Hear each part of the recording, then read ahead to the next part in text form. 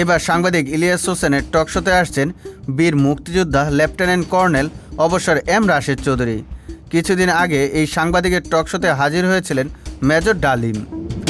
সোমবার 20 জানুয়ারি নিজের verified Facebook পেজে রাশেদ চৌধুরীর ছবি যুক্ত করে একটি স্ট্যাটাসের মাধ্যমে একথা জানান সাংবাদিক ইলিয়াস। পোস্টে ইলিয়াস উল্লেখ করেন, 75-এর আরেক বীর মুক্তিযোদ্ধার সাথে দেখা হবে 24 জানুয়ারি বাংলাদেশ সময় শুক্রবার রাত 9টায়। শোটি সরাসরি তার নিজস্ব ফেসবুক পেজ থেকে প্রচারিত হবে বলেও জানান তিনি। উল্লেখ্য, লেফটেন্যান্ট কর্নেল অবসর এম রাশেদ চৌধুরী শেখ মুজিবুর রহমান হত্যা মামলায় মৃত্যুদণ্ডপ্রাপ্ত আসামি ছিলেন। তিনি বাংলাদেশ সেনাবাহিনীর একজন সাবেক কর্মকর্তা। বর্তমানে তিনি যুক্তরাষ্ট্রের লস অ্যাঞ্জেলেসে অবস্থান করছেন। দীর্ঘদিন ধরে মার্কিন যুক্তরাষ্ট্রে রাজনৈতিক আশ্রয়ে আছেন রাশেদ চৌধুরী।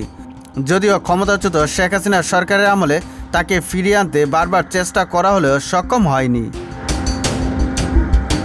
সুজিত মণ্ডল, সবার কথা।